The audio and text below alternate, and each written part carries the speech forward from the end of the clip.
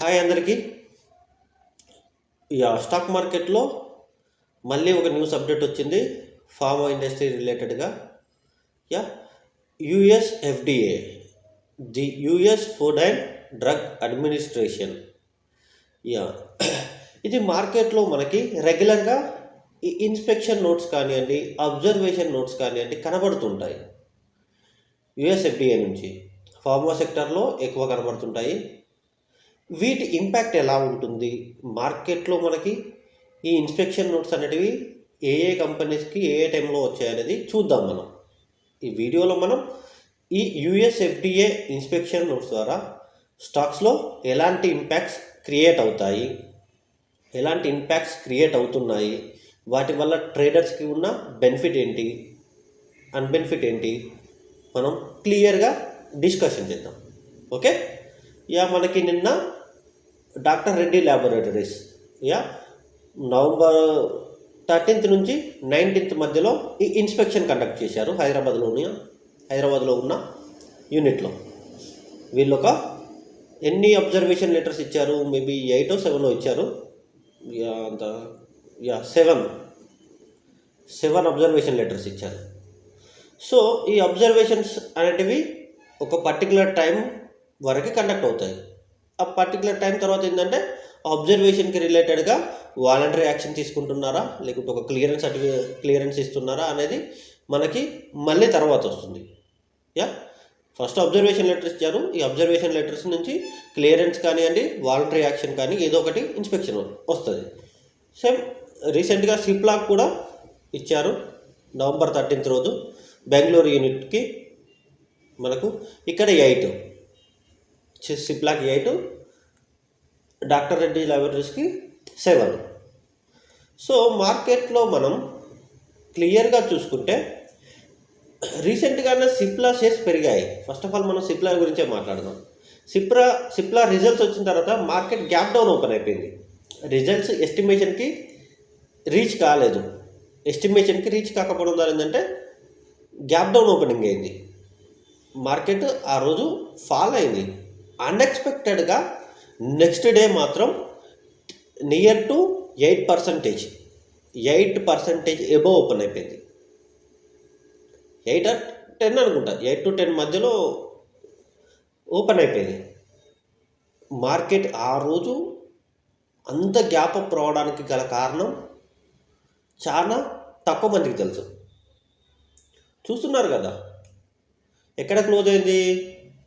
1418 rupees, 18.25 rupees దగ్గర close అయిన సిప్లా మనకి 30 అక్టోబర్ రోజు 31st రోజుకి వచ్చేసరికి ఎక్కడ ఓపెన్ అయింది?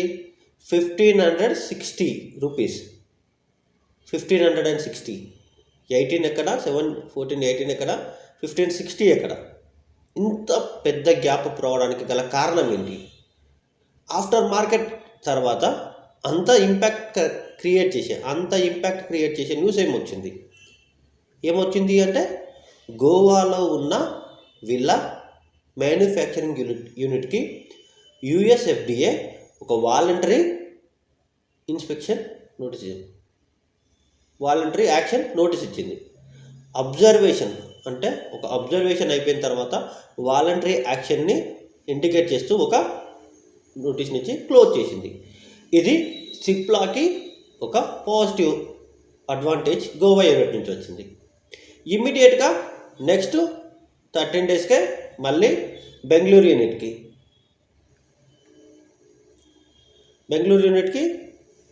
ఏమొచ్చింది? మళ్ళీ అబ్జర్వేషన్ లెటర్స్ ఓపడుతున్నాయా? నవంబర్ 13th రోజు ఇష్యూ చేశారు. వీళ్ళకి ఇన్స్పెక్షన్ అనేది ఇంకా ముందే అయింది. సో ఇక్కడ చూస్తే మళ్ళీ 8 చూస్తున్నారా? 13th రోజు లిటిల్ గ్యాప్ డౌన్ కూడా ఓపెన్ అయింది. మేబీ నాకు తెలిసి ఇది 8 నుంచే కండక్ట్ అయ్యి ఉండొచ్చు. ఇన్స్పెక్షన్ స్టార్ట్ అయితే 8 నుంచే స్టార్ట్ అయ్యి ఉండొచ్చు. 13th రోజు వాళ్ళు అబ్జర్వేషన్స్ లెటర్స్ ఇచ్చి అబ్జర్వేషన్ స్టార్ట్ చేశారు. ఈ అబ్జర్వేషన్ క్లోజ్ అయిన తర్వాత మళ్ళీ ఏమవుతుంది? ఒక యాక్షన్ ఇండికేటరా, క్లియర్ ఇండికేషన్ ఏదో ఒకటైతే ఇష్యూ చేస్తారు. దాని ద్వారా మళ్ళీ అడ్వాంటేజ్ ఉంటుంది.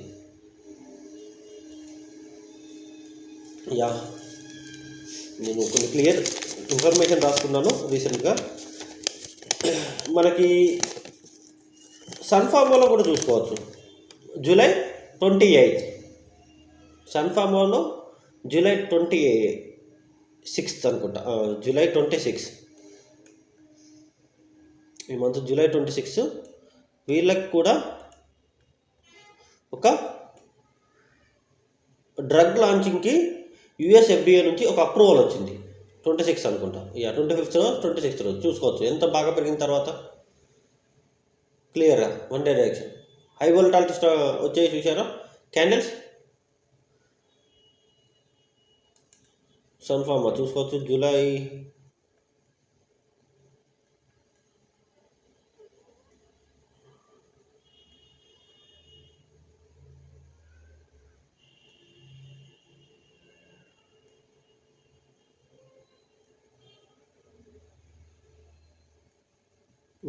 చూడవచ్చు approval.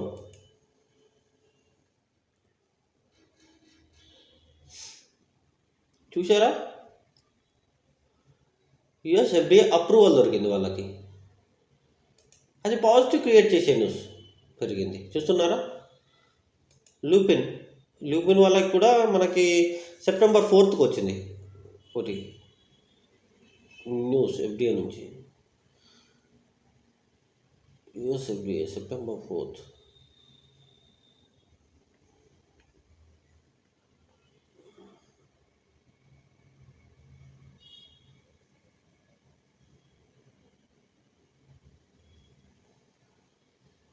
Extended release tablet US after US FDA note. చూస్తున్నారా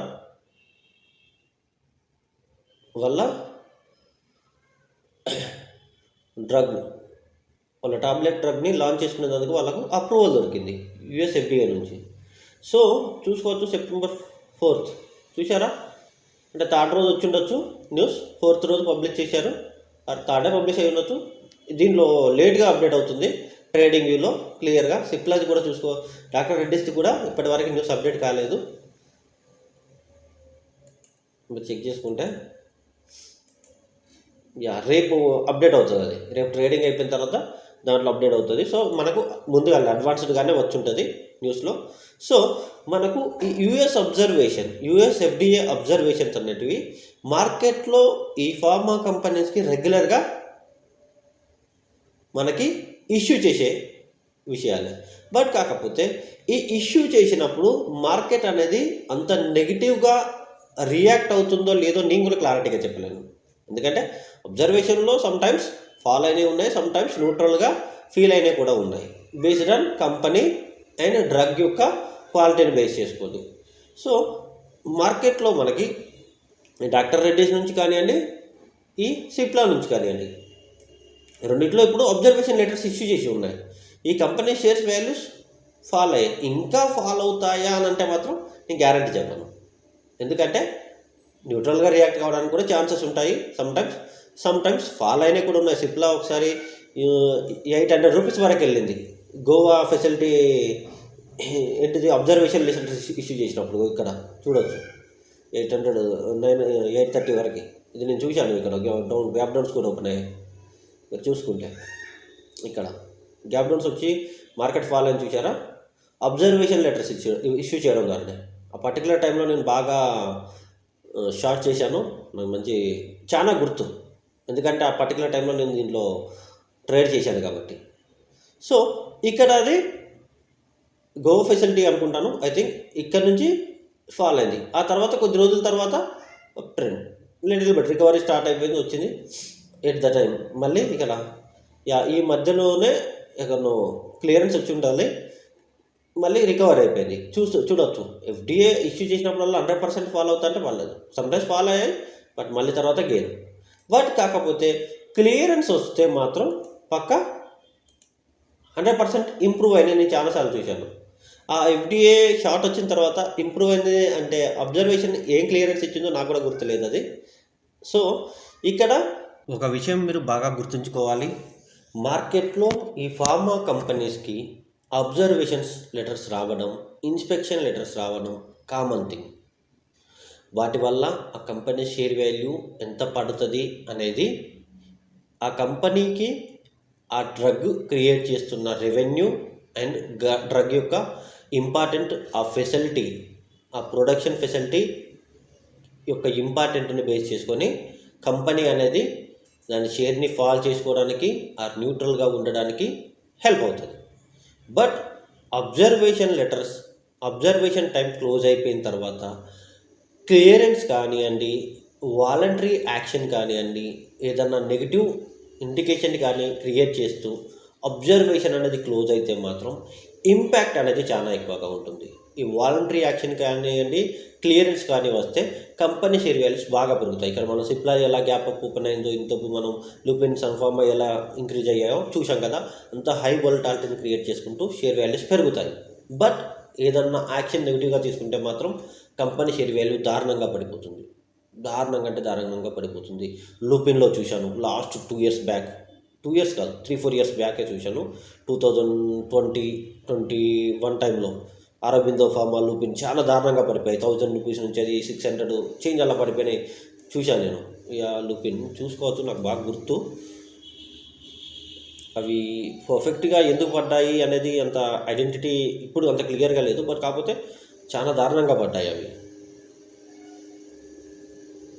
ఇంకా మీరు చూసుకోవచ్చు 1000 రూపీస్ నుంచి పర్టికులర్ టైం అప్పుడు నేను అనాలిసిస్ చేసి ఇప్పుడు తీసుకున్న లెవెల్స్ కూడా ఉన్నాయి. ఈ పర్టికులర్ టైం నాకు బాగా గుర్తు. యుఎస్ఎఫ్డిఏ యాక్షన్స్ వల్ల అది వాళ్ళు క్లియరెన్స్ రాలేదు. అబ్జర్వేషన్ తర్వాత ఒక పాజిటివ్ క్రియేట్ చేసే ఇన్ఫర్మేషన్ రాకపోవడం ద్వారా కంపెనీ షేర్ వాల్యూస్ దారుణంగా పడిపోయాయి. 1200 రూపీస్ నుంచి 600 వరకు వచ్చింది. నేను బాగా చూశాను. నాకు అప్పుడు అంటే నా లెర్నింగ్ అనేది అడ్వాన్స్లోకి వెళ్తున్న టైంలో ఇది చూశాను నేను. అప్పుడు నాకు ఫార్మా సెక్టర్ మీద ఉన్న ట్రస్ట్ అనేది కొంచెం దెబ్బతిన్నది. బట్ తర్వాత it will clearly comes again 2200. తర్వాత నాకు హోప్ మళ్ళీ వచ్చింది. మార్కెట్లో ఇన్వెస్టర్స్ చాలా ట్రస్ట్ చేస్తారు ఫార్మా కంపెనీస్ని. సో ఫార్మా కంపెనీస్కి ఉన్న మేజర్ ప్రాబ్లం ఏంటి అంటే యుఎస్ ఎఫ్డిఏ ఇన్స్పెక్షన్స్, అబ్జర్వేషన్స్ నాకు బాగా గుర్తు. సో ఫార్మా సెక్టర్ మీద ఇన్వెస్ట్ చేసేవాళ్ళు, ట్రేడ్ చేసేవాళ్ళు కంపల్సరీ దీని గురించి తెలుసుకొని ఉండాలి, అవేర్నెస్ ఉండాలి. యుఎస్ ఎఫ్డిఏ ఇన్స్పెక్షన్స్ అండ్ వాటి మీద వచ్చే observations letters, clearance letters, voluntary actions దానివల్ల ఇంపాక్ట్ క్లియర్గా తెలిసి ఉండాలి. ఇది మీకు బాగా హెల్ప్ అవుతుంది. నా ప్రజెంటేషన్ మీకు నచ్చితే కామెంట్ చేయండి, లైక్ చేయండి, సబ్స్క్రైబ్ చేయండి. నచ్చకపోయినా కూడా ఇన్ఫర్మేషన్ ఇవ్వండి. I can improve my presentation levels. Thank you. అందరికీ నమస్కారం.